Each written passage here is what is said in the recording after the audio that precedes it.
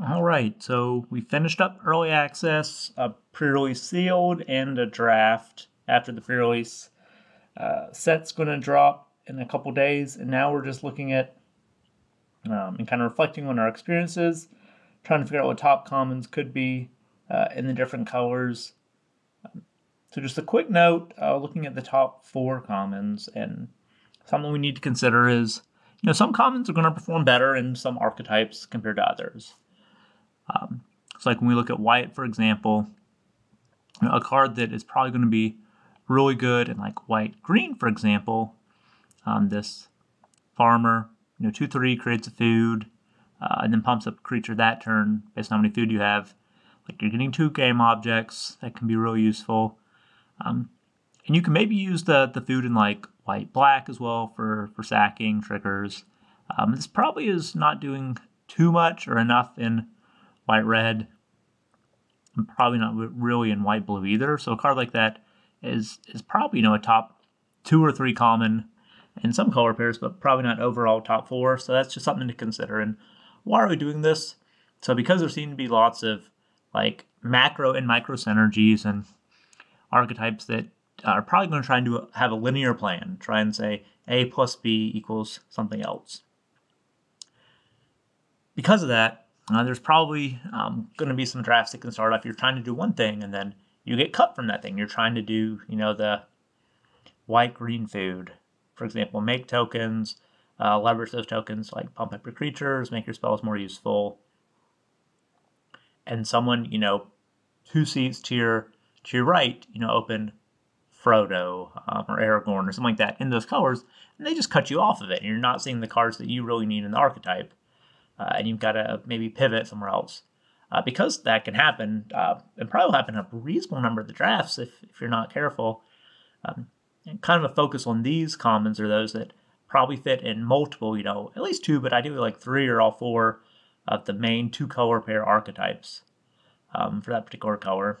So like, white-blue, white-black, white-red, white-green for the 4 white archetypes as an example. And then one thing you'll notice is there's some creatures, but it's about 2-to-1 spells to creatures. And granted, that's a little, like not quite the way to think about it, because we have like Rally at the Hornburg we'll look at that makes a creature, Mortar Muster that makes a creature. Quarrel's End that does make a creature. That's not like the biggest part of the spell. So it's not quite 2-to-1, maybe like 60-40, but all that to say, it seems like there's some good spells at common in all of the colors. Some tricks, interaction, things that you want to be doing. And then many of them are, 3 mana value or less. But actually getting to the colors themselves, I think that the overall top common in white is going to be either this Aaron Rider of Gondor or maybe Hobbit Sting. So because there's a huge legend theme, almost all of the uncommons, save like 2 or 3 of them, are legends. And then your rares and mythics are predominantly, if it's a creature, are legends as well. This a reasonable number of the time, at least for me, in draft it was, and what I was seeing in early access was 3-2, for 3 mana draw card. And if you're looting, that's fine, you can smooth your draw out. There are many legends you can drop on 2, play this on 3, or you can play other spells and you maybe double spell this on, turn 4 with this, holding up, a 1 mana trick, like an Escape from Orthanc, for example, which played exceptionally well for me, saving creatures, ambushing flyers, being able to untap, all for a single mana. I mean, it's Escape from the Cosmos, which was very good in prior set. But more recently, Aerial Boost, could cost effectively 0 mana, because you could tap 2 creatures for Convoke, but this can keep it alive, still oftentimes, get the damage through to kill a creature, or just send to the air for lethal. So in, like, decks you need to be on the defensive, this is alright, single mana. On decks you're trying to go on the offensive, like white-green, for example, when you're trying to close the game out. This might be a way to do it. White-green, white-blue, trying to do more tempo aggro types of games will probably want, a couple of these at least. In terms of other interaction, Hobbit Sting, Obviously, this will play up in the white-green where you're also getting food along with your creature deal damage, but this will probably be similar to Patriarch Simulation Grade. It's 2, not 1 mana. But still, I mean, there are going to be some creatures you can put out there. Many spells put multiple creatures out there. Some of our top commons that we'll look at will put multiple creatures out there. And it is instant. There's some sorcery speed interaction, not as much instant speed. So this in color that doesn't get great interaction for like creature removal otherwise should be useful. And then the fourth one kind of went with was this Protector of Gondor. It's going to make multiple bodies for red-white. You can use the token and like white-green potentially to sack the token to a sheriff, use the token to prog them enter the battlefield effects. You can just add bodies for white-blue. And has a token you can sack in like white-black. So I think this will probably be in the top 4.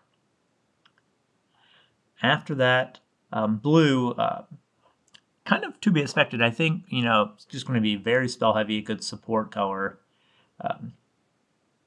And generally speaking, you're trying to just interact effectively with cards like Isolation at Orthanc, which I think will probably be one of the top 2 blue commons. I mean, it puts it second from the top, so yeah, it's card neutral, but also they're not going to get to draw that for a couple turns, so you can kind of get a game plan around that. Either you're pushing damage, trying to be tempo-based, or being a little more controlling. Either getting a very good creature out of the way, so you don't have to stare it down, you can push it some damage, or making them redraw their 2-drop that was, the Ring Bearer, for example. Clearing the Ring Bearer, make them have a blank draw pretty much later. And then Glory Scale and some other sets, this would maybe be, the top blue common. I mean, it's Essence Scatter with upside. But because many of the commons I don't think will be creatures, it goes in a little bit. I think it's still strong enough because so many of the uncommons are creatures that are very strong. And for 2 mana, blue can be doing this stuff at instant speed, which is nice. After that, I think Birthday Escape is going to be really useful. Like blue-red spells, single mana cantrip. You might have a creature that you can tempt. Maybe it's a 1/1 or some amass token. I think can be useful if you're trying to draw a second card, like blue-white, for example, and proc some abilities that way. And then it just helps you see more cards in like blue-black, and there are some spell themes in that color card as well. I think it'll be okay in blue-green, but I don't think that'll quite be its home place to shine. And then I think Lorelyn Revealed is our first cycler, land cycler. And I think because many of these games, if you're not getting overrun by like a white-red deck, for example, it can become a bit more of an attrition battle. So this one where early you can just, cycle it away, and then maybe you can bring it back later with like a Treason and Isengard, for example. Or you can just play it later and just refuel your hand. Probably will be very good in blue-red, trying to do the spells thing, draw more spells, get your card advantage. Probably work fine in blue-black, so that would probably be a little more controlling. And then probably okay in blue-green and blue-white. If you can hit your mana, and then later, after you played some creatures, you can try and refill your hand, for example. In particular, if you're doing the scry thing in blue-green, you can find cards that you want because you've hopefully been able to scry away stuff that you don't really want. But the creatures don't look stellar in blue. Maybe this Pelgear Survivor will be okay as a blocker and can help because there are many spells, playing 4-mana spells on turn 3 and being like a reasonable mana dork. Probably more in the blue-black, blue-red space. Yeah, Washer could probably be okay. A very linear, scry-focused blue-green deck. Other than that, I'm not super jazzed about. Actually, this Kingfisher might be all right. It has evasion that seems important in the set. Given kind of slightly understated creatures. Can be a good ring bearer as well. And there'll be some 1/1 spirit tokens flying around. And there might be a Mirkwood Bats, which is a 2/3 we'll look at next. But beyond that, it'll probably be fine in the sky, especially common. There's not too many other creatures I'm really jazzed about. Okay, so black, in my opinion, looks like probably the strongest color at common, and has pretty good uncommons, looks like as well. So I would expect all four of these to be bangers, and I think they will be. I mean, creature-wise, getting 2 bodies, one of which is flying, for 3 mana in the Crebain, I think will be good. And then other creature, I think Mirkwood Bats is going to be deceptively good. There's so much, and this Crebain will probably be good in any archetype. Makes bodies for blocking and black-blue, stuff for sacrificing and black-white, black-red stuff for sacrificing, and black-green, just bodies. Bats, I think you're going to be putting tokens out in black-green, food and otherwise. Black-white, same. I think it'll be okay in black-blue, but probably won't be its best home. And it'll probably be fine in black-red, because there'll be some amass and other sacrificing. So I think this one will probably sneak in to the top 4 overall, but will probably be maybe a top 2 or 3 common in a couple color pairs. And then this is card advantage for black. I mean, you have a 1/1 that draws a card for 2 mana, get things started, get your amass going. Seems great. And then Claim the Precious, you need the interaction. Yeah, Sorcerer Speed's not great, but you get the ring tempting. So you can, play something on 2, whether it's a Mortar Muster or like an uncommon creature. If they play, let's say that they were going first and they play a nice, 3 or 4 drop, a legend, trying to be very integral to their plan, you can just claim it right then. You've tempted your 1/1, swing it in there. Just try and get it going.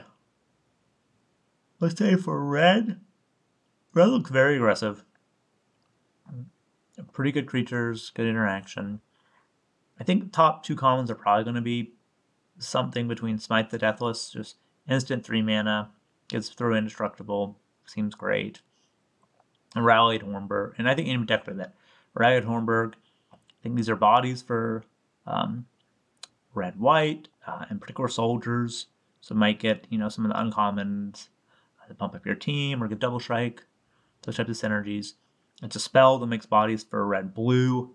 Really think that's what they want. It's bodies for red-black. They can sack. They can do stuff with. And this could probably just keep you alive in red-green until you get to some of your bigger creatures. So it's probably these 2 are top red commons. And then we see so many spells here. So it's not surprising that a card that pings the opponent on spells could be a top common. Probably going to be very strong in red-blue. And it'll probably be fine in red-white, but probably not a top 4 red common. It'll be fine in red-black, because you'll have a good amount of interaction. You'll probably be able to ping, 2 to 4 points of that. And if you're trying to kind of maybe do the aggro thing or play more mid-range grindy, that damage can help you get through with drains from bats, pings from flamesmiths. Could be kind of nice. And then it's probably just a body at 2 for red-green until you get to your bigger creatures. And then finally, we have green. I think green is probably the common, the weakest color, just because it's pulled in a couple different directions. It's got the big scry energy with, blue-green. And scry is always going to play good, so maybe I should have put, 1 or 2 scry cards in here, but and maybe that's the right way to do it. But I was trying to do food stuff with green-white. I think Watchdogs is good enough because you can also get some food in green-black, and it's a 2-drop. It can maybe become a 3/3, and that's pretty good. And then it has some reasonable interaction that'll probably just play fine in most of the decks. Pippin's Bravery, obviously you'd love to have a food, but it's still reasonable otherwise. And these, obviously 1 mana protection spells, Hexproof have been really good, but 2 mana I think is still alright. It was fine for me in the pre-release and in draft. Kept my good uncommon rares. I want to keep alive. That was really useful. It costing 2 versus 1 first game from Orthac was noticeable sometimes, but I think it'll still be pretty good. So I think these are probably top commons, and if you notice, we've already got it separated. Some creatures, but more non-creatures, but if you look at across the curve, 1s and 2-drops, and then some 3s, some 4s, and then, 2 land cyclers up top.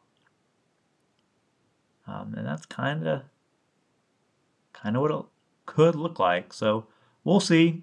Set will drop for everybody on Tuesday, and we'll kind of go from there. But I hope this is helpful for you. Get you ready to think about um, noticing, columns you might be able to pick, early middle of the pack. Try and keep you a little open before you can see what types of decks you might be able to get into. What 2 or 2 plus a splash color pairs make sense. So yeah, best of luck. Let me know if this helped you in the comments.